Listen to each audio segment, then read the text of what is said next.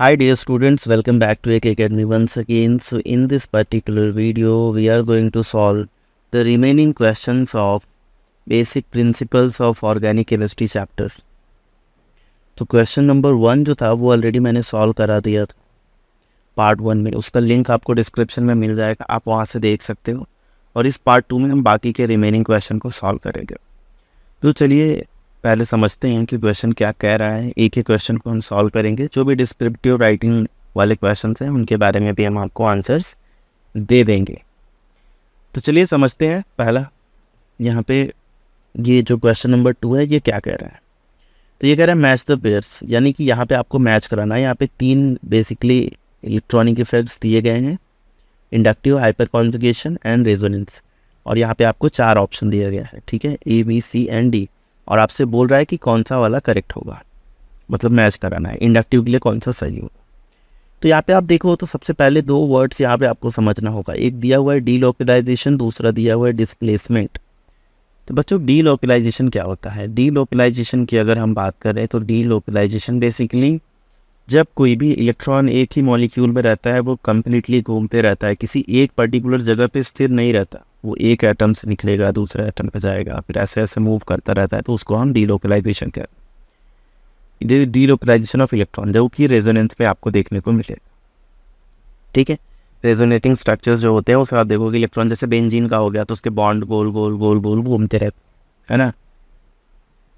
जैसे ये बेंजीन है तो बेंजीन में आप देखो तो ये भी एक है स्ट्रक्चर, और बच्चों ये भी एक स्ट्रक्चर हम लिखते हैं। तो आप देख सकते हो इनके जो बॉन्ड की पोजीशन है वो अलग अलग है, बराबर। तो पहले ये यहाँ पे था, अब ये यहाँ पे है, ये इधर, तो ये इधर और ये इधर, ये कम्प्लीटली गोल गोल घूम रहा है। तो ऐसे को हम डीलोकलाइजेशन बोलते हैं।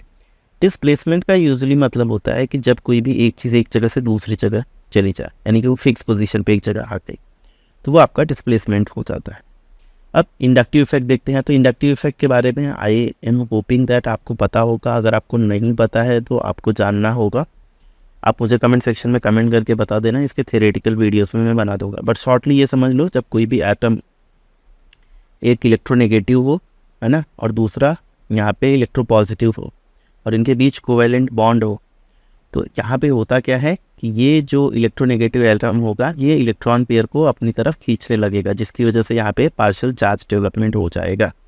और यही जो है इफेक्ट को हम बोलते हैं इंडक्टिव इफेक्ट।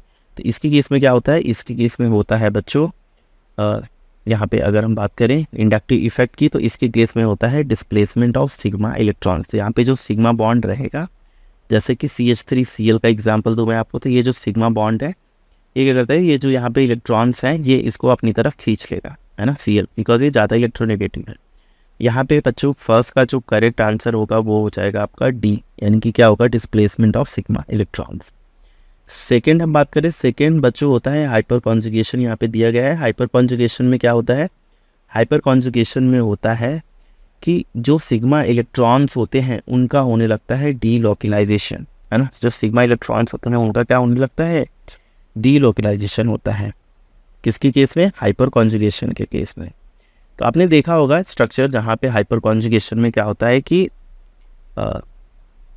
जैसे ये एक एग्जांपल मैं दूँ आपको, कार्बोकेटाइन के केस में आपने देखा ही होगा, है ना। कार्बोकेटाइन के केस में क्या होता था कि जो अल्फ़ा हाइड्रोजन्स होते थे, है ना, तो ये अल्फ़ा हाइड्रोजन्स क्या करते थे, ये अल्फ़ा हाइड्रोजन्स की हम बात करें तो यहाँ पे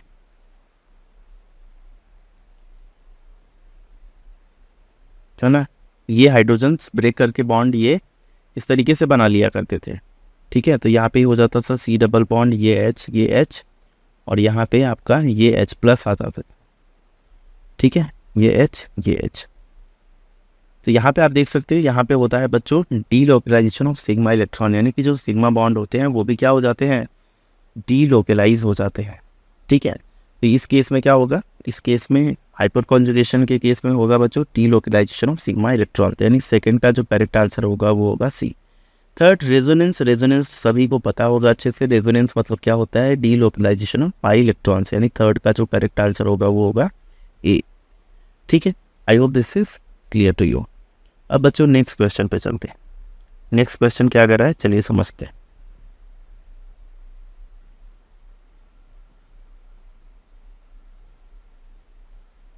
तो नेक्स्ट क्वेश्चन है बच्चों, ये कह रहा है कि what is meant by homologous series and they are also saying to write the first 4 members of homologous series that begins with, यहाँ पे आपको 2 कंपाउंड दिए गए हैं, इनके 4 स्टार्टिंग के मेंबर्स आपसे पूछ रहा है, and write down their general molecular formula. अब आपसे जनरल मॉलिक्यूलर फार्मूला भी पूछ रहा है। तो बच्चों होमोलॉजस सीरीज क्या होता है? होमोलॉजस सीरीज की बात करें तो ये बेसिकली एक सीरीज ऑफ कंपाउंड होते हैं सेम फैमिली के, जहाँ पे हर एक मेंबर जो होता है उसके पास सेम टाइप का कार्बन स्केलेटन और फंक्शनल ग्रुप होता है, बट उसके बीच में डिफरेंस क्या होता है?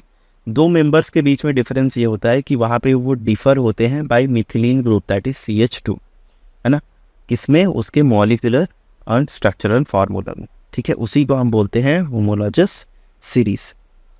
अब देखो इसको हम समझेंगे कैसे। अब जैसे अगर हमारे पास बात करें हम CH4 की, तो CH4 को आप लिख सकते हो वैसे CH3NH। तो आप देखो जैसे CH3 CH2NH, तो ये बच्चों एक होमोलॉजस सीरीज हो जाएगा। जैसे और हम इसका एक मेंबर ले तो CH3 CH2 CH2, ये आप देखो तो यहाँ पे एक होमोलॉजस, ये एक ग्रुप डिफरेंट है ना। तो ये जो डिफरेंस है इसका मतलब ये हुआ कि ये सारे जो ग्रुप है ना, जो ये सारे जो लिखे हुए हैं कंपाउंड्स, ये क्या है? Homologous series. ठीक है, I hope this is clear to you. अब बच्चों ये बोल रहा है कि write down first 4 members of homologous series.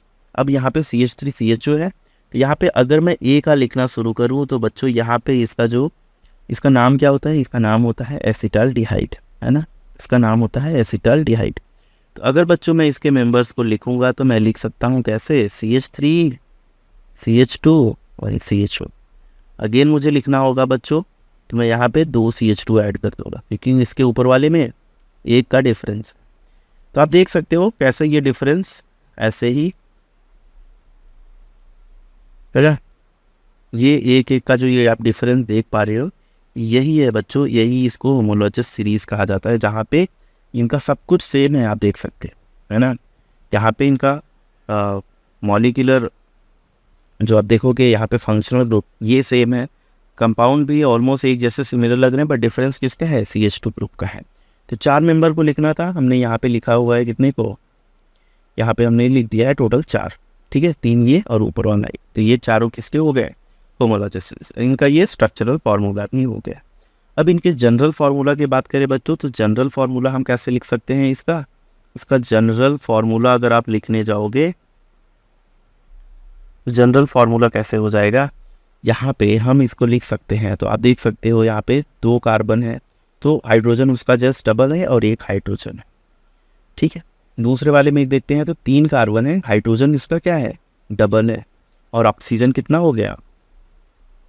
Oxygen बच्चों यहाँ पे हो रहा है 1। ठीक है, सब जगह जो ऑक्सीजन है वो आप देखोगे फिक्स, बराबर, सब जगह ऑक्सीजन क्या है बच्चों? फिक्स है। अब देखो यहाँ पे आप देखो इसमें भी कितने टोटल आपके 5 कार्बन है, तो हाइड्रोजन उसका जस्ट डबल है। तो मैं लिख सकता हूँ क्या? CN अगर मैं लिखूँ तो H2N लिख सकता हूँ, और 1 ऑक्सीजन ये लिख सकता हूँ, बराबर। अब बाकी अगर आप CHO के साथ लिखना चाहो तो CHO के साथ एक और जनरल फार्मूला लिखा जा सकता है, वो कैसा होगा बच्चों? CHO। बाकी आप देख सकते हो जब भी हम यहाँ पे CH3 है, CH3 CH2 है, यानी मिथाइल इथाइल प्रोपाइल ऐसा ग्रुप करके है, तो मैं इसको लिख सकता हूँ CnH2n-1, क्योंकि एक जो ग्रुप माइनस करेंगे वो किसके साथ कनेक्ट हो रहा है? CHO के साथ। तो ये एक इसका जनरल फार्मूला ये भी लिखा जा सकता है।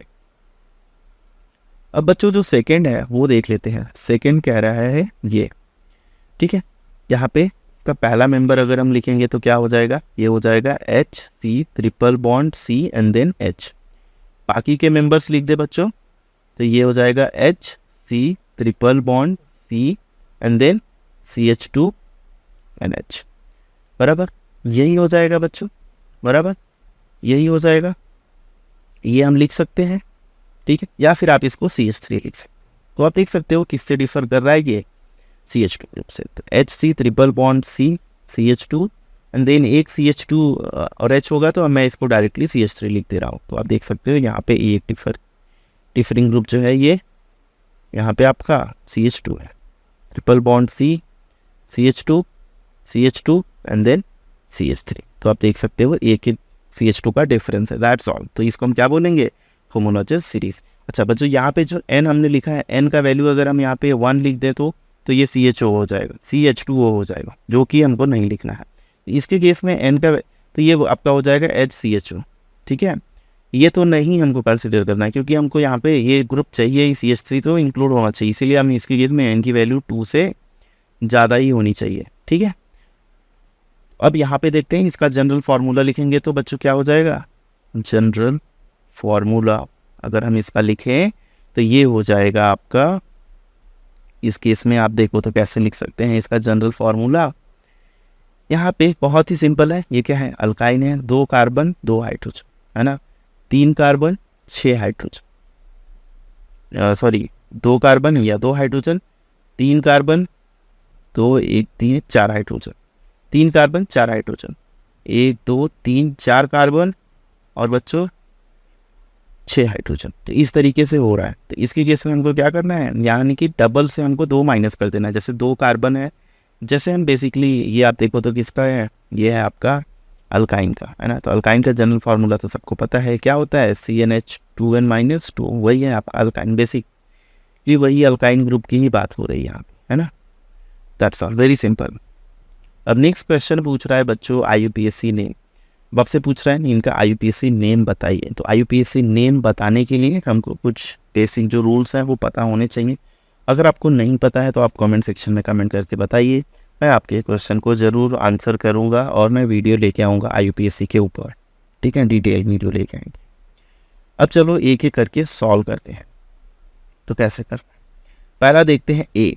सबसे पहला रूल ये कहता है कि हमको नंबरिंग करना होगा, वो भी कैसा नंबरिंग करना होगा, ताकि लॉन्गेस्ट कार्बन चेन मिले, ठीक है। तो लॉन्गेस्ट कार्बन चेन मिले। दूसरा बच्चों कहता है कि हमको ऐसा रूल फॉलो करना होगा ताकि जो भी सब्स्टिट्यूएंट है उनका पोजीशन जो हो वो लीस्ट लोकेंट हो, ठीक। तो आप इसमें चाहे लेफ्ट से नंबरिंग करो चाहे राइट से नंबरिंग करो, बात सेम होने वाली है। जैसे यहाँ पे देखो 1 2 3 4, यहाँ पे आ जाएगा 5 6 7। अब ऊपर अगर हम जा रहे हैं तो 8 और 9, ठीक है। तो 9 हो जाएगा बच्चों, तो ये यानी कि सब सिंगल बॉन्ड है, तो इसे हम नोनेन बोलेंगे। और 3rd एंड 7th पोजीशन पे अगर आप देखो तो 3rd और 7th पोजीशन पे लगा हुआ है मिथाइल ग्रुप, तो बच्चों इसका नाम हो जाएगा 3,7 और बच्चों हो जाएगा डाई मिथाइल। 2 मिथाइल है इसीलिए डाई मिथाइल और नोनेन, तो ये इसका नाम हो जाएगा। अब बच्चों देखते हैं B। तो B क्या कह रहा है, B की अगर हम बात करें तो यहाँ पे ये कह रहा है NH2 ग्रुप इसमें लगा हुआ है, साथ ही साथ डबल बॉन्ड। तो जब NH2 ग्रुप लगा होगा बच्चों तो वहाँ पे हम काउंटिंग NH2 से शुरू करेंगे, बिकॉज उसकी प्रायोरिटी ज़्यादा होती है। तो आप देखो तो यहाँ पे आ जाएगा 1, ये हो गया 2, ये 3, ये 4 एंड ये 5। तो आई एम एज्यूमिंग आपको IUPAC नॉमेनक्लेचर आता है, ठीक है, तब आप इसको सॉल्व कर पाएंगे। अगर नहीं आता तो प्लीज़ कमेंट में कमेंट करके बताइए। तो आप देखो सेकेंड पोजीशन पे क्या लगा हुआ है बच्चों, सेकेंड पोजीशन पे लगा हुआ है मिथाइल ग्रुप, और 3rd पोजीशन पे है डबल बॉन्ड एंड फर्स्ट पे है NH2। तो इसका नाम हो जाएगा बच्चों, यहाँ पे इसका नाम हो जाएगा 2 मिथाइल पेंट। और साथ में यहाँ पे बच्चों 3rd पोजीशन पे इन है तो 3 इन, और फिर फर्स्ट पोजीशन पे NH2 है तो इन 1 अमीन लिख सकते हो या इन अमाइन भी लिख सकते हो, 3 1 यहाँ पे हो जाएगा अमीन। इसके अलावा एक नाम इसका और भी लिखा जा सकता है, वो आप अमीनो से स्टार्ट कर सकते हो, जैसे हो जाएगा 1 अमीनो और 2 मिथाइल पेंट 3 इन, वो भी एक नाम लिखा जा सकता है। अब बच्चों नेक्स्ट चलते हैं। तो नेक्स्ट यहाँ पे जो 3rd है इसके केस में नंबरिंग हमको शुरू करनी होगी यहाँ से, है ना। तो ये हो जाएगा 1 2, ये 3, ये 4, ये 5, ये 6। तो टोटल हो गया 6 कार्बन की चेन। अब हम फंक्शनल ग्रुप्स की बात करें तो फंक्शनल ग्रुप्स बच्चों फर्स्ट पे है एक डबल बॉन्ड, 4 पे है मिथाइल, और बच्चों आप देखो तो यहाँ पे 5th पे है ट्रिपल बॉन्ड, ठीक है। तो इसका नाम क्या हो जाएगा, इसका नाम हो जाएगा बच्चों 4 पे मिथाइल है तो 4 मिथाइल लिखेंगे हम सबसे पहले, तो ये हो जाएगा 4 मिथाइल इसका नाम हो जाएगा बच्चों 4 मिथाइल। एंड देन उसके बाद हमको क्या लिखना है, 6 कार्बन की चेन, तो हेक्स हेक्स, फिर 1 पोजीशन पे डबल बॉन्ड है तो 1 इन, और फिर 5 पे YN। तो ये बच्चों इसका नाम हो जाएगा। नेक्स्ट डी ऑप्शन देखो, तो डी ऑप्शन में क्या करना है आपको, डी ऑप्शन में नंबरिंग अगर आप देखो तो ये 1-2- यानी इथाइल ग्रुप हो गया। बाकी इधर आप देखो तो 1 2 C। तो हम इसका नाम लिख सकते हैं बच्चों, ये आपका एस्टर है, तो इसका नाम क्या हो जाएगा, 3 कार्बन की चेन है तो उधर प्रोपियोनेट और इधर इथाइल, तो इसका नाम हो जाएगा इथाइल प्रोपियोनेट, है ना, 8 लगाते हैं लास्ट में, प्रोपियोनेट, तो ये इसका नाम हो जाएगा। अब ई देखते हैं, ई कैसे सॉल्व करना है। ई के लिए हमको यहाँ पे OH से शुरू करना है, तो ये हो जाएगा 1 2, तो सेकंड पे बच्चों क्या लगा हुआ है, सेकंड पे लगा हुआ है फिनाइल और फर्स्ट पे लगा हुआ OH, यानी कि ये आपका इथेनॉल है। तो जब ये इथेनॉल है तो इसका नाम लिख देते हैं, तो इसका नाम क्या हो जाएगा, इसका नाम हो जाएगा बच्चों, सेकंड पे फिनाइल है, इसका नाम हो जाएगा 2 फिनाइल, है ना, और इथेनॉल, ये इसका नाम हो जाएगा। एफ देखते हैं बच्चों, यहाँ पे भी OH ग्रुप लगा हुआ है, तो ये इसको नंबर मिलेगा 1, ये 2, ये 3, तो इसका नाम अगर हम लिखने जाएंगे तो थर्ड पोजीशन पे है मिथाइल, है ना, और थर्ड पे मिथाइल, 1 पे है फिनाइल, हाँ फिनाइल, ठीक है। तो इसका नाम क्या हो जाएगा बच्चों, ये मिथाइल को हटा दोगे तो आप इसको फिनॉल बोलते हैं, तो इसका नाम हो जाएगा 3 मिथाइल एंड देन फिनॉल, ये इसका नाम हो गया। So I hope this is clear to you, this is how we can write the name, ठीक है। नेक्स्ट क्वेश्चन देखते हैं, find out the type of isomerism exhibited by the following pairs. यहाँ पे पेयर्स दिए हुए, आपसे पूछ रहा है कि कौन सा टाइप का आइसोमेरिज्म है इनके बीच। तो बच्चों आइसोमेरिज्म होता क्या है, पहले वो तो आपको पता होगा। I am assuming isomerism basically हम तब कहते हैं जब कंपाउंड्स का मॉलिक्यूलर फार्मूला सेम होता है बट उनका स्ट्रक्चरल फार्मूला डिफरेंट होता है, तो उसे हम बोलते हैं आइसोमेरिज्म। अब आप देखो ए ऑप्शन देखते हैं, तो यहाँ पे हमको पेयर दिया गया, पूछ रहा है उनके बीच कौन सा आइसोमेरिज्म।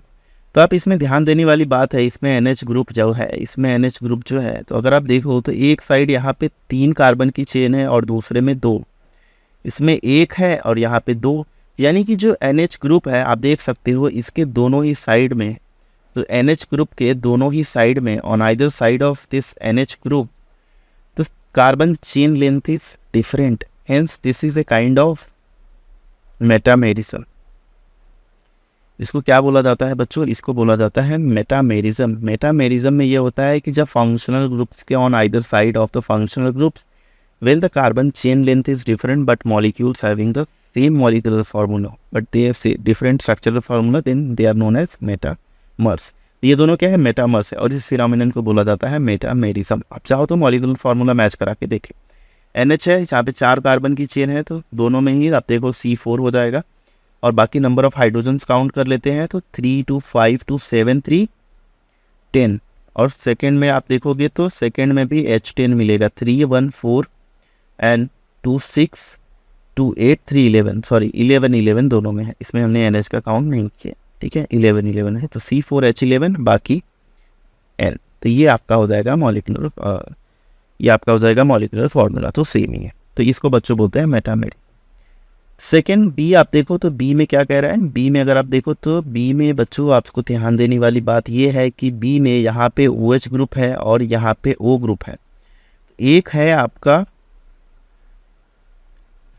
अल्कोहल और जबकि दूसरा है आपका ईथर, यानी कि यहाँ पे आप देख सकते हो मॉलिक्यूलर फार्मूला की अगर हम बात करें तो इसका क्या हो जाएगा C4, और पहले हम हाइड्रोजन काउंट कर लेते हैं 3 3 6 2 8 2 10, C4H10O इसके केस में, दूसरे वाले के केस में भी C4H10।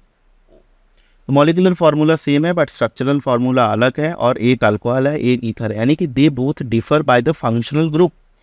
तो ऐसे टाइप के जो होते हैं उसको हम बच्चों बोलते हैं फंक्शनल ग्रुप आइसोमेरिज्म, जहाँ पे मॉलिक्यूल्स का मॉलिक्यूलर फार्मूला सेम हो but they differ by the functional group, तो उसको हम बोलते हैं फंक्शनल ग्रुप आइसोमेरिज्म। थर्ड बच्चों देखो यहाँ पे आप ध्यान दो, तो यहाँ पे है N, यहाँ पे है OH और यहाँ पे है O, और यहाँ पे CH2 था और यहाँ पे ये बन गया CH, यानी कि एक कहीं ना कहीं आप देख सकते हो हाइड्रोजन इधर उधर ट्रांसफ़र हो रहा है। तो इसको बच्चों बोला जाता है टॉटोमेरिज्म, जहाँ पे क्या होता है कि एक सिंगल केमिकल कंपाउंड है ना, दो या दो से ज़्यादा इंटर कन्वर्टिबल स्ट्रक्चर में एग्जिस्ट करता है ना, दो या दो से ज़्यादा इंटर कन्वर्टिबल एग्जिस्ट करता है, and they differ in the relative position of one atomic nucleus which is generally hydrogen. इसी को बच्चों बोला जाता है टॉटोमर्स। ऐसे ये जो आप देख पा रहे हो इसको क्या बोलेंगे, they are tautomers of each other, तो इसीलिए इसको हम क्या बोलते हैं, इसको बोला जाता है बच्चों टॉटोमेरिज्म। तो ये है आपका टॉटोमेरिज्म। देखो आप नेक्स्ट में भी सेम कहानी है, यहाँ पे आप देखोगे OH और यहाँ पे O और यहाँ पे आपका CH2 था, यहाँ पे बन गया CH। इसके केस में भी हो रहा है आपका टॉटोमेरिज्म, जहाँ पे molecules are interconvertible in each other and they differ in the structure. यहाँ पे एक हाइड्रोजन का ही डिस्प्लेसमेंट हो रहा है इधर उधर, ठीक है। तो ऐसे को हम क्या बोलेंगे, टॉटोमेरिज्म। तो C and D tautomerism show कर रहे हैं, A और B और metamerism and functional group respectively. अब बच्चों चलते हैं नेक्स्ट। अब पूछ रहा है आपसे draw resonance structure of following compound. अब ये क्वेश्चन थोड़ा ट्रिकी है, ये आपको आना चाहिए, ये थ्योरेटिकल है, आई एम एज्यूमिंग आपको पता होगा, ठीक है। मैं आपको ड्रॉ करके दिखा देता हूँ फटाफट, ठीक है। तो आपको स्क्रीन पे फिनॉल का और बेंजाल्डिहाइड का, ब्यूटा 1,3-डाइन का, एसीटेट आयन का, ये सबका स्ट्रक्चर ड्रॉ करके मैं बताता हूँ, ठीक है। तो सबसे पहले चलते हैं फिनॉल का। तो फिनॉल के केस में देखो बच्चों, फिनॉल के केस में एक मैं बता दे रहा हूँ, बाकी आपको स्ट्रक्चर स्क्रीन पे मिल जाएंगे, ठीक है। तो फिनॉल होता है आपका ये OH। तो यहाँ पे OH में होता क्या है, OH में यहाँ पे है आपका ऑक्सीजन के ऊपर यहाँ पे दो इलेक्ट्रॉन पेयर्स होते हैं, लोन पेयर्स पे। तो ये क्या करता है, because of plus are effect ये इधर शिफ्ट करेगा इलेक्ट्रॉन्स को और ये फिर यहाँ पे शिफ्ट हो जाएंगे, और जो भी दो स्ट्रक्चर आप लिखोगे उनके बीच होगा ये डबल हेडेड एरो का सिंबल। अब बच्चों क्या हो जाएगा नेक्स्ट, बिकॉज यहाँ पे इलेक्ट्रॉन इसने दिया तो यहाँ पे आ जाएगा नेगेटिव चार्ज, ऑक्सीजन ने इलेक्ट्रॉन दिया तो ऑक्सीजन के ऊपर आएगा पॉजिटिव चार्ज, और ऑक्सीजन ने यहाँ पे इलेक्ट्रॉन ट्रांसफ़र किया था तो एक नए बॉन्ड का फॉर्मेशन हुआ, तो जिसकी वजह से यहाँ पे डबल बॉन्ड आ जाएगा। अब बच्चों नेक्स्ट अगर हम देखें तो नेक्स्ट में क्या होगा, नेक्स्ट में ये नेगेटिव जो है चार्ज ये यहाँ शिफ्ट होगा और ये शिफ्ट हो जाएगा यहाँ, तो आपका ये नेगेटिव चार्ज अब इधर, अब एक नया बॉन्ड फॉर्म होगा यहाँ पे OH और पॉजिटिव चार्ज। नेक्स्ट बच्चों क्या होगा, अगेन क्या होगा, ये शिफ्ट होगा इधर और ये शिफ्ट हो जाएगा इधर, तो ये आ जाएगा नेगेटिव चार्ज, ये डबल बॉन्ड OH पॉजिटिव ऐसा ही रहेगा, और यहाँ पे डबल बॉन्ड एक नया बॉन्ड का फॉर्मेशन और एक बॉन्ड ब्रेक होगा। So this is how it moves. और फिर आपका क्या हो जाता है, फिर से ये शिफ्ट होता है इधर और ये शिफ्ट हो जाता है इधर। तो बच्चों ये हो जाएगा आपका कुछ इस तरीके से, जहाँ पे ये आपका फिर से अगेन बन जाएगा OH, और आप देख सकते हो इस तरीके से इनका आप रेजोनेटिंग स्ट्रक्चर लिख सकते हैं, ठीक है। तो यहाँ पे आप देख सकते थे बेसिकली यहाँ पे प्लस आर इफेक्ट है, तो जो OH ग्रुप है ये अपना इलेक्ट्रॉन पेयर डोनेट कर रहा है रिंग को, बट बेंजाल्डिहाइड के केस में बच्चों ऐसा नहीं होगा। बेंजाल्डिहाइड के केस में आपका इलेक्ट्रॉन जो है वो यहाँ पे माइनस आर इफेक्ट की वजह से वो क्या करेगा, रिंग से इलेक्ट्रॉन को लेगा, तो रिंग के ऊपर आएगा पॉजिटिव चार्ज। कैसे आएगा देख लेते हैं। तो आप देखो ये आपका हो गया बेंजीन रिंग, और ये बेंजीन रिंग में आपका ये हो गया C, यहाँ पे H, और ये आपका डबल बॉन्ड O, ठीक है। अब होगा क्या, ये इलेक्ट्रॉन विड्रॉइंग ग्रुप है, तो ये इलेक्ट्रॉन को जब इधर लेगा तो ऑक्सीजन इलेक्ट्रॉन को अपनी तरफ खींच लेता है। यहाँ पे अगेन आपको डबल हेडेड एरो लिखना है, और बच्चों कुछ इस तरीके से इसको सॉल्व। जब बच्चों रिंग इलेक्ट्रॉन देगा तो रिंग के ऊपर आएगा पॉजिटिव चार्ज, और यहाँ पे एक नया बॉन्ड का फॉर्मेशन होगा, और ये ऑक्सीजन के ऊपर आ जाएगा नेगेटिव चार्ज, बिकॉज कार्बन के पास अब 5 बॉन्ड नहीं हो सकते। अब देखो फिर से अगेन नेक्स्ट स्टेप में क्या होगा, नेक्स्ट स्टेप में बच्चों हो जाएगा ये बॉन्ड फिर से अगेन शिफ्ट होगा यहाँ पे, तो इस बार यहाँ पे पॉजिटिव चार्ज, और ये आपका एक नया बॉन्ड फॉर्म हुआ, और यहाँ पे एक बॉन्ड जो है वो ब्रेक भी होता है। ठीक है, नेक्स्ट स्टेप में बच्चों क्या हो जाएगा, अगेन ये जो बॉन्ड है ये इधर शिफ्ट होगा, और यहाँ पे पॉजिटिव चार्ज, और कुछ इस तरीके से। ठीक है, नेक्स्ट बच्चों यहाँ पे अगेन ये शिफ्ट हो जाएगा इधर, और ये आ जाएगा इधर, तो फिर से आपका हो जाएगा CH, ये डबल बॉन्ड O, यहाँ पे इनके बीच सिंगल बॉन्ड, और ये कुछ इस तरीके से। तो ये आपका हो गया बच्चों बेंजाल्डिहाइड का रेजोनेटिंग स्ट्रक्चर्स।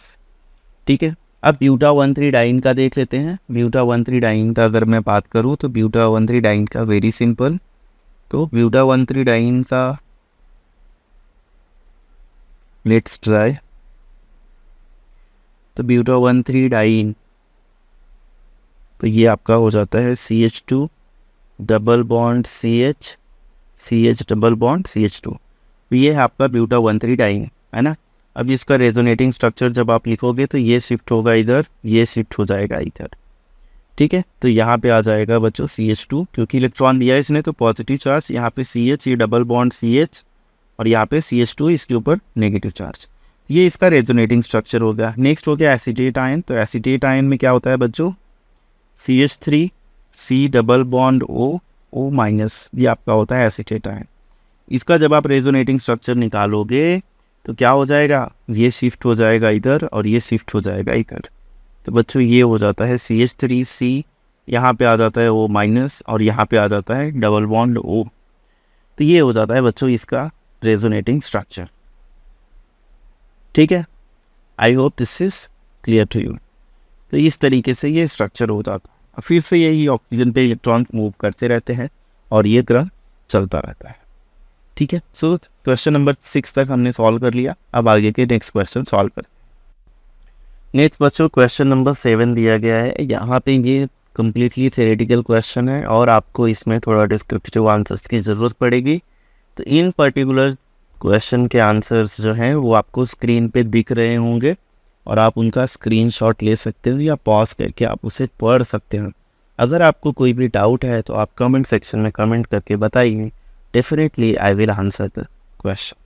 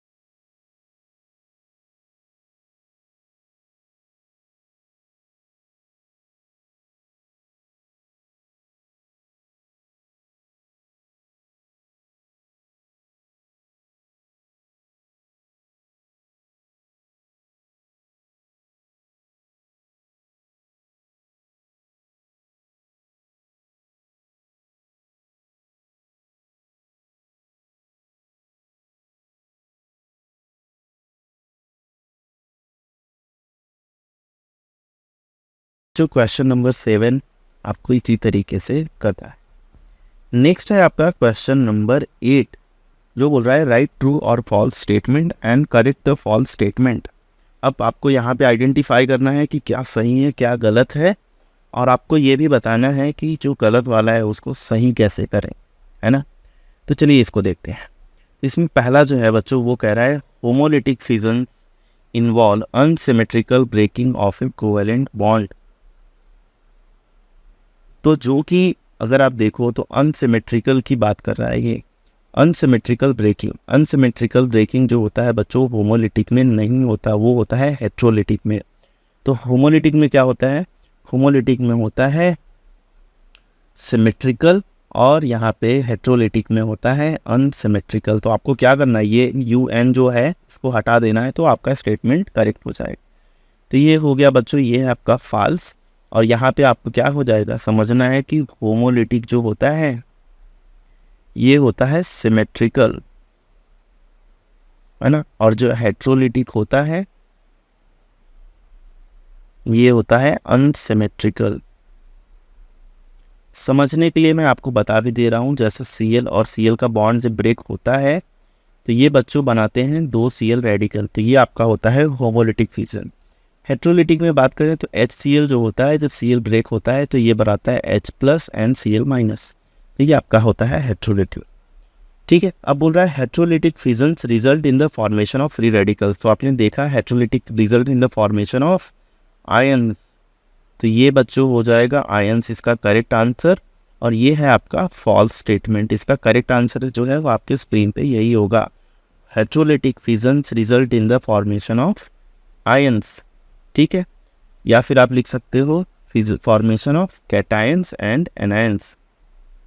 ठीक है, नेक्स्ट है बच्चों आपका free radicals are negatively charge species. तो ये भी आपका हो जाएगा फॉल्स, क्योंकि जो फ्री रेडिकल होते हैं वो होते हैं न्यूट्रल, है ना, वो होते हैं न्यूट्रल, तो नेगेटिवली नहीं होते।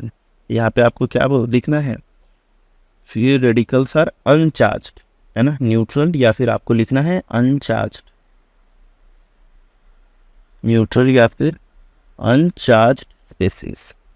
ठीक है, एनिलीन हेट्रोसाइक्लिक कंपाउंड। अब बच्चों हम एनिलीन की बात करें तो एनिलीन जो होता है वो होता है आपका होमोसाइक्लिक कंपाउंड, है ना, होमोसाइक्लिक एंड एरोमेटिक। हेट्रोसाइक्लिक में क्या होता है, जो रिंग होता है उसके अंदर कोई अगर हेट्रो एटम प्रेजेंट हो तो उसको हम बोलते हैं हेट्रोसाइक्लिक कंपाउंड, जैसे आपका हो गया पिरिडीन। ठीक है, तो ये आप देख सकते हो नाइट्रोजन रिंग के बीच में प्रेजेंट है, तो ये आपका होगा हेट्रोसाइक्लिक। होमोसाइक्लिक क्या होगा, जहाँ पे आपका बेंजीन रिंग प्रेजेंट होगा। ठीक है, ये बेंजीन टाइप जो रिंग है ये प्रेजेंट होगा, ऐसा नहीं होगा। तो ये आपका है हेट्रो, तो आप देख सकते हो, और ये आपका है होमो, तो होमो है और साथ में क्या है एरोमेटिक भी है। तो आपको यहाँ पे करेक्ट जो लिखना है एनिलीन इज होमोसाइक्लिक, और साथ में क्या है ये एरोमेटिक भी है, तो ये भी आपको लिखना है। अदरवाइज होमोसाइक्लिक केवल आप लिखोगे तो that will not correctly define. ठीक है, तो ये भी आपका क्या था, फॉल्स ही था। यहाँ पे चारों जो थे चारों ही फॉल्स। सो बच्चों नेक्स्ट क्वेश्चन है, phytane is naturally occurring alkane produced by algae spirogyra. ठीक है, इसको पढ़ेंगे spirogyra, and is a constituent of petroleum. The IUPAC name of phytane is 2,6,10,14 tetramethyl hexadecane. Hexadecane मतलब बच्चों हो गया 16 कार्बन की chain. Write zigzag formula for phytane. How many primary, secondary, tertiary and quaternary carbons are present in this molecule? So very simple question. Let's first of all draw the zigzag formula. तो अब 16 carbon है, तो हम एक जगह अगर pen रखेंगे तो वहाँ से शुरू करेंगे। तो 1, फिर ऊपर गए 2, फिर नीचे 3, 4, फिर 5, 6, 7, देन अगेन 8, 9, 10, 11, 12, 13, 14, 15, 16। ये 16 कार्बन की चेन बन गई। अब बोल रहा है 2, 6, 10, 14, तो मैं यहाँ पे अगर नंबर लिख लूँ 1, 2, 3, 4, 5, 6, 7, 8, 9, 10, 11, 12, 13, 14, 15 एंड ये 16। 2, 6, 10, 14 पे है मिथाइल, तो 2 पे मैंने एक लगा दिया मिथाइल। ठीक है, तो 2 पे मैंने एक लगा दिया मिथाइल, और किस पे लगाना है, 6 पे लगा दिया मिथाइल, 10 पे लगा दिया मिथाइल, 14 पे लगा दिया मिथाइल, बात खत्म। ठीक है, अब हमको फाइंड आउट करना है प्राइमरी, सेकेंडरी, टर्शियरी, क्वार्टरनरी। तो जितना भी टर्मिनल है सब बच्चों हो जाएंगे प्राइमरी 1 डिग्री। कैसे 1 डिग्री हो जाएंगे पता था। यहाँ पे होगा क्या बच्चों, ये जो टर्मिनल पे आप देख रहे हो सब जगह क्या है, यहाँ पे CH3 तो है, CH3 किससे का साथ कनेक्ट है, यहाँ पे इसके साथ, और ये जो है बच्चों एक कार्बन के साथ कनेक्ट है, इसके लिए ये सब जो है जितने भी आपको टर्मिनल पे दिख रहे हैं ये सारे के सारे हो जाएंगे रेड कलर वाले प्राइमरी। तो ये सारे हो गए बच्चों प्राइमरी। ठीक है, ये सब के सब हो गए प्राइमरी। ठीक है, ये सब के सब हो गए प्राइमरी। अब जहाँ पे आप देखो ये जो सेंटर में लगे हुए हैं, है ना, यहाँ पे 3 हो गया, जैसे ये 3 आपका, ठीक है, ये आपका 4, ये 5, ये 7, ये 8, ये 9, ये 11, ये 12, ये 13, और है ना, और ये आपका 15। तो ये जो भी लगे हुए हैं यहाँ पे आप देख सकते हो, जो ब्लैक कलर से डॉट मैंने यहाँ पे बनाए हुए हैं, सारे के सारे क्या है, CH2 है, यानी कि 2-2 कार्बन के साथ कनेक्ट है। जो भी 2-2 कार्बन के साथ कनेक्ट है बच्चों, वो है आपका, उनकी हम बात करें तो ये सारे के सारे क्या हो जाएंगे, 2 डिग्री हो जाएंगे। ये सारे के सारे 2 डिग्री हो जाएंगे, ठीक है, 2 डिग्री, ये भी 2 डिग्री, 2 डिग्री, 2 डिग्री, और ये भी 2 डिग्री, ठीक है, ये सारे के सारे 2 डिग्री हो जाएंगे। जैसे जब आप देखो तो यहाँ पे इनका स्ट्रक्चर कुछ इस तरीके से होगा, CH2 और यहाँ पे एक कार्बन है, यहाँ पे एक कार्बन है, तो बच्चों ये वाला क्या होगा, 2 डिग्री में होगा। 2 डिग्री किसे बोलते हैं, यानी कि जो 2 कार्बन के साथ कनेक्ट हो, ठीक। अब नेक्स्ट चलते हैं, यहाँ पे आप देखो तो ये जो है, जो ब्लू कलर से मार्किंग कर रहा हूँ बच्चों, जो ब्लू कलर से मार्किंग कर रहा हूँ, ये सारे के सारे क्या हो जाएंगे, ये सारे के सारे हैं आपके, ये देखिए, ये जो ब्लू कलर से जिनकी मार्किंग कर रहा हूँ, ये सारे के सारे हैं बच्चों आपके टर्शरी, ये सारे के सारे हैं टर्शरी। टर्शरी कैसे हैं, क्योंकि जब भी आप देखो कार्बन यहाँ पे 3 ग्रुप के साथ कनेक्ट है, तो इसको हम क्या बोलेंगे, टर्शरी बोलेंगे। तो इसीलिए ये क्या हो जाएगा आपका टर्शरी, ये भी टर्शरी, टर्शरी, टर्शरी। क्वाटरनरी की बात करें तो क्वाटरनरी जो है वो है ही नहीं, यानी कि वो 0 है, ठीक है, तो क्वाटरनरी यहाँ पे हो जाएगा 0। और बाकी आपका अगर हम बात करें तो इसके केस में कितना हो गया, टोटल 6 प्राइमरी है ना, 10 सेकेंडरी, 6 1 डिग्री, 10 2 डिग्री, और बाकी आपका 3 जो है वो 3 डिग्री, सॉरी 3 नहीं 4 3 डिग्री। ये आपका करेक्ट आंसर हो गया। नेक्स्ट बच्चों बोल रहा है क्वेश्चन नंबर 10। अब 10 आपको सॉल्व करना है, तो बोल रहा है observe the following structure and answer the questions given below. अच्छा, ये 2 स्ट्रक्चर्स आपको ऑब्जर्व करने हैं और आपको बताना है। अब अगर आप देखो तो सबसे पहला जो है, what is the relation between 1 and 2, तो बेसिकली आइसोमर के बारे में पूछ रहा है। तो अगर आप देखो तो यहाँ पे CHO ग्रुप है, यहाँ पे CHO ग्रुप है, फंक्शनल ग्रुप सेम है, बट कार्बन चेन लेंथ की बात करें तो इसमें 3 है बच्चों, इसमें 2 है ना, तो इसमें कितना है, 3 चेन लेंथ का है, इसमें 2 है, बाकी आप देखो तो सब सेम है। तो इसका मतलब क्या हो गया, इसका मतलब ये क्या है, चेन आइसोमर है। इसका मतलब क्या हुआ, ये जो है ये क्या है, चेन आइसोमर है। तो ए का जो आंसर है वो क्या हो जाएगा, चेन आइसोमर।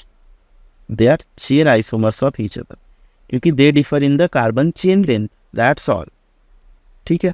नेक्स्ट बोल रहा है IUPAC नेम ऑफ 2, तो सेकेंड वाले का आपको IUPAC नेम लिखना है। तो बी अगर मैं यहाँ पे सॉल्व करूँ तो ये बच्चों CH3 CH CHO एंड यहाँ पे CH3। तो सबसे पहला काम नंबरिंग करना है, तो नंबरिंग स्टार्ट होगी यहाँ से, तो 1 2 3। सेकेंड पे है मिथाइल, तो इसका नाम हो जाएगा 2 मिथाइल। 3 कार्बन की चेन है तो प्रोप, है ना। यहाँ पे CHO ग्रुप लगा हुआ है, तो CHO जो ग्रुप जब लगा होता है बच्चों तो उसको क्या बोला जाता है, AL लगाते हैं लास्ट में, तो प्रोपेनल हो जाएगा, है ना। तो 2 मिथाइल प्रोपेनल, ये इसका नाम हो गया, ठीक है। अब बोल रहा है draw the functional group isomer of 1, तो 1 का आपको बोल रहा है फंक्शनल ग्रुप आइसोमर ड्रॉ करना के लिए। तो फंक्शनल ग्रुप यूजुअली अगर एल्डिहाइड है तो हम कीटोन में ड्रॉ कर सकते हैं इजीली, ठीक है, कीटोन में ड्रॉ कर सकते हो आप, ठीक है। अब कीटोन में अगर हम ड्रॉ करें तो बच्चों यहाँ पे ये क्या हो जाता है, तो C अगर मैं सॉल्व करूँ तो C का जो आंसर हो जाएगा बच्चों वो हो जाएगा, देखो CH3 मैं लिख सकता हूँ, यहाँ पे CH2, यहाँ पे मैं लिख सकता हूँ C डबल बॉन्ड O, यहाँ पे लिख सकता हूँ CH3। अब इसका मॉलिक्यूलर फार्मूला देखो, ये मैंने किया कैसे, मैंने क्या किया कि ये जो CH2 था इसको मैंने ले गया इस साइड, और इसका जो हाइड्रोजन था इसके साथ कंबाइन करके कर दिया, और ये CO बच गया इधर, ठीक है। मॉलिक्यूलर फार्मूला है, यानी कि C4, 4 कार्बन है, हाइड्रोजन कितने हैं, 3 2 5 2 7 1 8, C4H8 एंड इसके केस में बच्चों देखोगे तो C4H8 और O, इसका नाम देखोगे तो ये हो जाएगा 1 2 3 4, तो इसको हम बोलते हैं butanone. The name of this compound is butanone, तो ये आपका हो जाएगा करेक्ट आंसर। नेक्स्ट बच्चों क्वेश्चन नंबर 11। तो 11 क्या कर रहा है, observe the following and answer the questions given below. तो अब ये बोल रहा है कि name the reactive intermediate produced. अब बच्चों यहाँ पे रिएक्टिव इंटरमीडिएट पूछ रहा है, तो रिएक्टिव इंटरमीडिएट यहाँ पे आपको क्लियरली देखने को मिल रहा है, ये क्या है, एक फ्री रेडिकल है ना। तो अगर मैं फर्स्ट ए का आंसर अगर मैं लिखूँ तो ए का जो आंसर है, तो ए का आंसर क्या हो जाएगा, इसका नाम हो जाएगा मिथाइल रेडिकल। मिथाइल रेडिकल जो है यही इसके केस में इसका इंटरमीडिएट, तो ये हो जाएगा फ्री रेडिकल, यही है बच्चों। नेक्स्ट बी जो है, बी बोल रहा है indicate the moment of electron by suitable arrow to produce this intermediate. अब बच्चों सुटेबल एरो आपको दिखाना है, तो एरो हम कैसे दिखाते हैं, यहाँ पे आपका हो गया यूवी लाइट, ठीक है। यहाँ पे जब एरो आप दिखाएंगे तो बच्चों ये एरो जो होता है ये हमको दोनों साइड इंडिकेट करना होता है, ठीक है। क्यों, क्योंकि ये दोनों साइड से ब्रेक होता है, ठीक है। ये होमोलिटिक रीजन है। तो यहाँ पे बच्चों ये CH3 रेडिकल प्लस ये CH3 रेडिकल, तो ये आपका हो गया इसका आंसर बी का। सी का बोल रहा है comment on the stability of this intermediate produced. तो अगर हम बात करें अल्काइल फ्री रेडिकल की स्टेबिलिटी की, अल्काइल फ्री रेडिकल स्टेबिलिटी की अगर हम बात करें तो बच्चों आपने कैटायन का पढ़ा होगा कि जो मिथाइल होता है ये होता है लीस्ट स्टेबल, फिर आपका आता है 1 डिग्री वाला, फिर आपका आता है 2 डिग्री वाला, फिर आपका आता है 3 डिग्री वाला। यानी कि हम लिखें तो कुछ ऐसे लिख सकते हैं, यहाँ पे CH एंड देन CH3, फिर यहाँ पे क्या लिख सकते हैं, यहाँ पे आ जाएगा सॉरी ये CH और यहाँ पे CH3 ट्वाइस, यहाँ पे आ जाएगा बच्चों CH3 थ्राइस। इस तरीके से इनकी स्टेबिलिटी होती है कि जो टर्शरी होगा वो ज़्यादा स्टेबल होगा, ठीक है। नेक्स्ट बच्चों an electronic displacement in A covalent bond is represented by following notation, ठीक है। अब इस तरीके से अगर नोटेट किया गया है तो आपसे कुछ सवाल पूछे जा रहे, वो क्या है, आइडेंटिफाई द इफेक्ट। अब बच्चों यहाँ पे आप देखोगे तो यहाँ पे हमारे पास है सारा सिग्मा बॉन्ड, और यहाँ पे आप देख सकते हो कनेक्ट हुआ है CH3 CH2 के साथ एंड देन Cl के साथ। तो बच्चों Cl जो है ये क्या है, आपका एक इलेक्ट्रोनेगेटिव एलिमेंट है। तो आपने इंडक्टिव इफेक्ट में पढ़ा, इलेक्ट्रोनेगेटिव एलिमेंट जो होते हैं वो इलेक्ट्रॉन्स को अपनी तरफ खींच लेते हैं। तो जब इलेक्ट्रॉन को अपनी तरफ खींच लेगा तो बच्चों वो क्या जाएगा, यहाँ पे इसके ऊपर इलेक्ट्रॉन आ जाएगा और इसके ऊपर आ जाएगा डेल्टा नेगेटिव चार्ज, जिसकी वजह से इसके ऊपर आ जाता है डेल्टा पॉजिटिव चार्ज। और जो CH3 है अगेन इलेक्ट्रॉन डिफिशिएंट हो गया, तो CH3 का अगेन इलेक्ट्रॉन इधर मूव करने लगेगा, तो जिसकी वजह से इसके ऊपर फिर से डबल डेल्टा पॉजिटिव चार्ज ऐसा कुछ आ जाएगा। तो इसको बच्चों बोला जाता है, इसको बोला जाता है इंडक्टिव इफेक्ट। तो जो ए का आंसर होगा वो होगा बच्चों इंडक्टिव इफेक्ट, इसको बोलते हैं इंडक्टिव इफेक्ट। बी जो बोल रहा है it is the displacement of electron in A covalent bond temporary या परमानेंट। तो बच्चों जो इंडक्टिव इफेक्ट होता है ये आपका एक परमानेंट इफेक्ट होता है, ये आपका परमानेंट इफेक्ट होता है, ठीक है। This is known as permanent effect, है ना। ये डिपेंड करता है किसके ऊपर, अगर इलेक्ट्रोनेगेटिव एलिमेंट प्रेजेंट है तो वहाँ पे इंडक्टिव इफेक्ट आ जाएगा, ठीक है। नेक्स्ट बच्चों draw all know bond resonance structures of isopropyl carbocation. अब आइसोप्रोपाइल कार्बोकेटायन के सारे नो बॉन्ड रेजोनेंस ड्रॉ करने बोल रहा है, तो कैसे करेंगे, सबसे पहले तो आइसोप्रोपाइल कार्बोकेटायन पता होना चाहिए। तो बच्चों आइसोप्रोपाइल कार्बोकेटायन की बात करें तो यहाँ पे CH3 कनेक्ट होता है ना इसके साथ, और ये बच्चों हो जाता है आइसोप्रोपाइल। तो ये आपका है आइसोप्रोपाइल कार्बोकेटायन। सिंपल वर्ड्स में लिखो तो CH3 यहाँ पे आपका आता है CH3 यही होता है बच्चों आइसोप्रोपाइल कार्बोकेटायन, ठीक है। तो ये आपका हो गया आइसोप्रोपाइल कार्बोकेटायन। प्रोपाइल कार्बोकेटायन होता तो टर्मिनल पे CH2 पे प्लस आ जाता, बट ये आइसो है तो इसलिए एक पैर, ठीक। अब बोल रहा है सारे नो बॉन्ड रेजोनेंस ड्रॉ करने को। जब हम बच्चों सारे नो बॉन्ड रेजोनेंस ड्रॉ करने की बात करेंगे तो ये जो हाइड्रोजन है एक एक करके जितने भी अल्फ़ा हाइड्रोजन हैं यहाँ, सारे अल्फ़ा हाइड्रोजन हमको रिमूव करते हैं। तो टोटल यहाँ पे कितने हैं बच्चों? टोटल यहाँ पे हैं 6, है ना। इसीलिए यहाँ पे टोटल जो स्ट्रक्चर्स बनाएंगे हम वो भी हो जाएगा, इसके छोड़ के एक्सक्लूडिंग दिस 6 और बनाने होंगे। तो करते हैं बच्चों, सबसे पहले देखते हैं एक हाइड्रोजन को हम यहाँ पे, इसका बॉन्ड ब्रेक हो जाएगा तो ये बन जाएगा बच्चों H+, क्योंकि ये इलेक्ट्रॉन लूज कर देगा। तो ये H, C, अगेन H, यहाँ पे आ जाता है डबल बॉन्ड C, यहाँ पे आपका H और H, ठीक है, यहाँ पे एक H। तो दूसरा होगा बच्चों, उसके केस में जो दूसरा वाला हाइड्रोजन रहा होगा वो बॉन्ड को ब्रेक करेगा, है ना। तो जो दूसरा हाइड्रोजन को बॉन्ड ब्रेक करेगा, यानी कि ये इसको अगर मैं ट्रांसफ़र करूँ इधर, तो ये बच्चों हो जाएगा, यहाँ पे एक बार हमको फिर ये लिखना है, और फिर बच्चों यहाँ पे आ जाएगा आपका ये हाइड्रोजन डबल बॉन्ड CH, मैं यहाँ पे शॉर्टली लिख रहा हूँ एक एक साइड का, ठीक है, आप इसको एक्सपांड करके लिख सकते हैं। फिर जब तीसरा हाइड्रोजन के साथ लिखेंगे बच्चों, तीसरा हाइड्रोजन के साथ हमको लिखना है कुछ इस तरीके से, इधर एक हाइड्रोजन, इधर एक hydrogen, again double bond CH and CH3, तीसरा हाइड्रोजन आपका होगा यहाँ पे। अब बच्चों जब चौथे के साथ लिखेंगे, इधर के 3 अल्फ़ा हो गए, अब नेक्स्ट साइड वाले के चलेंगे हम। तो नेक्स्ट साइड वाले पे जब हम जाएंगे तो आप देखोगे इधर साइड जो CH3 है ये वाला, अब इसके 3 हमको लिखने होंगे स्ट्रक्चर, ठीक है। तो अब इसके जब आप 3 लिखेंगे स्ट्रक्चर, तो बच्चों ये हो जाएगा आपका, यहाँ पे हम इसको ऐसे भी लिख सकते थे H और ये H, तो ये जाता आपका इधर और ये शिफ्ट हो जाता इधर। तो बच्चों यहाँ पे अब आ जाएगा इस साइड CH3, ठीक है। तो मैं CH3 नहीं लिखना चाहिए, बट आपको ऐसे ड्रॉ करके लिखना ज़्यादा ज़रूरी है, ठीक है। तो आप वैसे लिख सकते हो, चाहे ऐसे भी लिख सकते हो, जो भी आपको अच्छा लगे, इजी लगे, आप लिख सकते हो, ठीक है।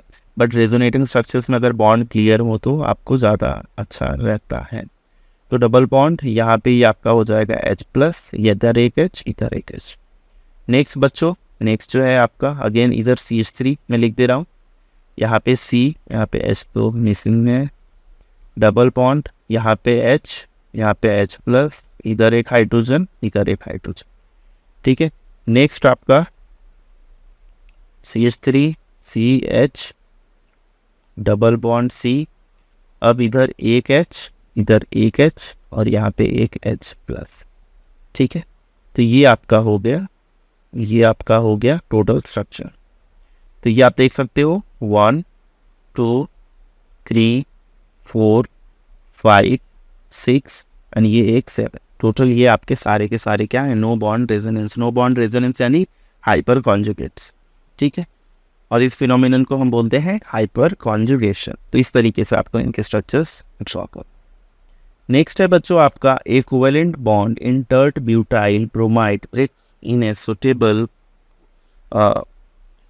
पोलार सॉल्वेंट लिखा हुआ है यहाँ पे, है ना। ये पोलार सॉल्वेंट ना होके ये हम पोलार कंसिडर करेंगे इसे, क्योंकि पोलार ही करेक्ट।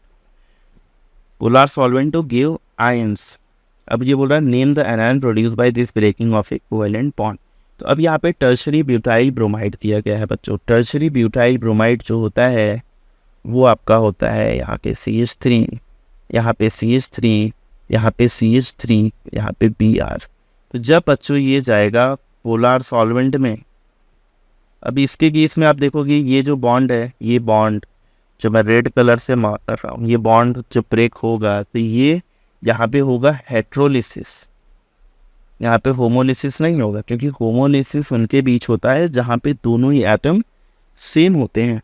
तो जब हेट्रोलिसिस होगा इनके बीच, तो यहाँ पे ये जो बॉन्ड ब्रेक होगा Br, बिकॉज ज़्यादा इलेक्ट्रोनेगेटिव है तो इधर शिफ्ट हो जाएगा इलेक्ट्रॉन।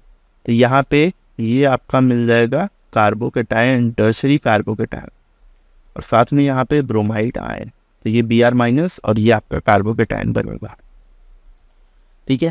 तो इसका नाम होगा बच्चों, इसका नाम होगा टर्ट ब्यूटाइल कार्बोकेटायन। इसका नाम होगा टर्ट ब्यूटाइल कार्बोकेटायन, और इसका नाम होगा बच्चों ब्रोमाइड आयन, ठीक है। Next, indicate the type of bond breaking in this case. तो बॉन्ड ब्रेकिंग बच्चों क्या है वो तो ऑलरेडी आपको क्लियर है, तो ये है आपको हेटेरोलिसिस, मैंने बता दिया। नेक्स्ट बोल रहा है कमेंट ऑन ज्योमेट्री। तो ज्योमेट्री के बारे में अगर हम बात करें तो यहाँ पे बच्चों, यहाँ पे जो कार्बोकेटायन होते हैं, कार्बोकेटायंस की ज्योमेट्री जो होती है वो होती है ट्राइगोनल प्लेनार। तो कोई भी कार्बोकेटायन हो उसकी ज्योमेट्री होगी हमेशा ट्राइगोनल प्लेनार, तो लाइक दिस, ठीक है, इस तरीके से होती हैं। तो तीनों जो है यहाँ पे आपके 3 ग्रुप ये लगे हो, ठीक है। तो जो कार्बन है उसके बेसिकली यहाँ पे 3 बॉन्ड कनेक्ट हुए रहें, ठीक है, तो ट्राइगोनल प्लेनार होती है। नेक्स्ट बच्चों आपका जो है लास्ट क्वेश्चन, ये बोल रहा है चूज करेक्ट ऑप्शंस। अब इसको फटाफट देख लेते हैं। अब ये क्या बोल रहा है, ये आपके एमसीक्यूज टाइप क्वेश्चन।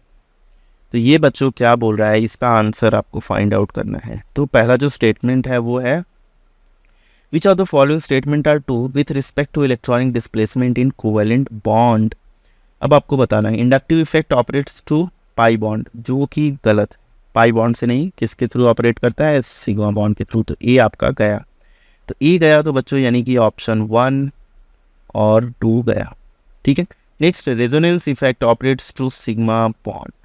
अब बच्चों सिग्मा बॉन्ड नहीं, रेजोनेंस तो होता है पाई के साथ, ठीक है। तो ए और बी यानी कि बी वाला भी गया, तो यानी कि ये वाला भी इनकरेक्ट हो जाएगा। तो यहाँ से आपका थर्ड सही हो गया, बस इतने में ही। अब आप बट समझ लो, inductive effects operates through sigma bond.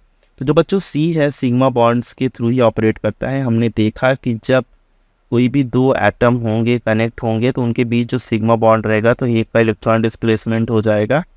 तो उसकी वजह से जो है यहाँ पे हमको इंडक्टिव इफेक्ट देखने को मिलता है। और रेजोनेंस जो होता है वो पाई के थ्रू होता है, पाई बॉन्ड के बाद डीलोकलाइजेशन। तो यहाँ पे करेक्ट आंसर थर्ड हो जाएगा, सी एंड डी। नेक्स्ट बोल रहा है हाइपर कॉन्जुगेशंस इन्वॉल्व ओवरलैप ऑफ। बच्चों हाइपर कॉन्जुगेशन की बात करें तो इसके केस में होता है सिग्मा और पाई का overlap, sorry sigma and P, sigma और पी का ओवरलैप होता है। तो जो आपका कार्बन, आप देखोगे अल्फा कार्बन बेसिकली जो होते हैं, है ना, ये करेक्ट होते हैं किसी फंक्शनल ग्रुप से, यानी डबल अल्कीन से होगा, कार्बोकेटायन से होगा। तो जो ये अल्फा कार्बन्स हैं, है ना, यहाँ पे मैं अच्छा लगा, तो जो ये अल्फा कार्बन से इनके पास जो हाइड्रोजन ये प्रेजेंट होता है, ये किसके साथ ओवरलैप करता है, ये ओवरलैप करता है इसी के साथ ना। तो सिग्मा और पी ऑर्बिटल्स का यहाँ पे ओवरलैप होता है, ठीक है। तो सिग्मा सिग्मा भी आपका इनकरेक्ट है, पी पी भी इनकरेक्ट है, पाई पाई भी, बट किसके बीच होता है, सिग्मा एंड पी का। तो जो कार्बोकेटायन इसका पी और ये सिग्मा ओवरलैप करके हाइपर कॉन्जुगेशन दिखाते हैं। नेक्स्ट है बच्चों, which type of isomerism is possible in this, CH3 CH CH CH3, ठीक है। अब इसकी केस में आप देखोगे तो इसकी केस में बच्चों होता है, अगर हम बात करें तो यहाँ पे पोजीशन आइसोमर्स पॉसिबल है। कैसे देख लेते हैं, CH3 ये हो गया CH, तो यहाँ पे आ जाएगा डबल बॉन्ड CH पे आ जाएगा CH3। अब बच्चों अगर हम पोजीशन की बात करें तो इसके केस में हम लिख सकते हैं CH3 CH2 CH double bond CH2। तो आप देख सकते हो यहाँ पे ये 1 पोजीशन पे है और यहाँ पे ये 2 पोजीशन पे है। तो यहाँ पे बच्चों हम देख सकते हैं पोजीशन आइसोमर्स यहाँ पे पॉसिबल है, जबकि चेन ज्योमेट्रिकल और टॉटोमेरिज्म नहीं, ठीक है। नेक्स्ट है बच्चों, correct IUPAC name of the compound. अब कंपाउंड आपको दिया गया है कुछ ऐसा,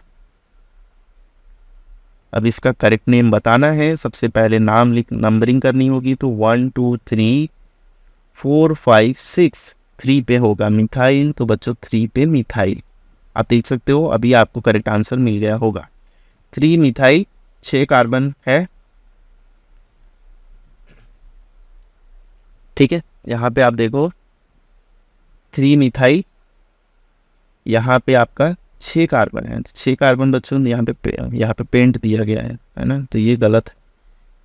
यहाँ पे 3 मिथाइल हो जाएगा X, फिर 3, फिर तो ये आपका पेंट नहीं होगा, यहाँ पे X होना चाहिए, ठीक है, तभी ये सही हो। अदरवाइज इसमें से कोई भी ऑप्शन करेक्ट नहीं है, ठीक है।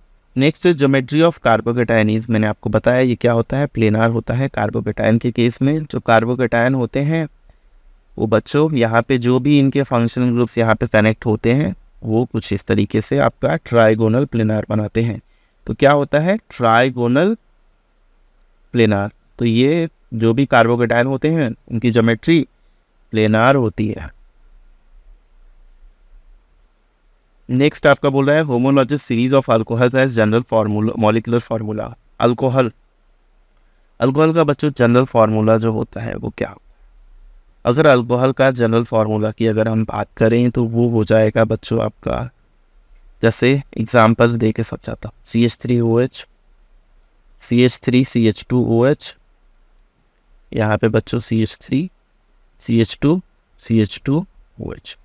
तो आप देखो तो इनको देख के आपको यही लगेगा कि CN ये हो गया यहाँ पे, ठीक है, H2N यानी कि डबल से एक कम H2N -1, सॉरी CnH2nO, ये आपका हो जाएगा जनरल फॉर्मूला, ठीक है। अब अगर आप ध्यान से देखो तो यहाँ पे अगर हमको होमोलॉजिस करना है तो यहाँ पे हमको 2 पढ़ाना पड़ेगा, ठीक है।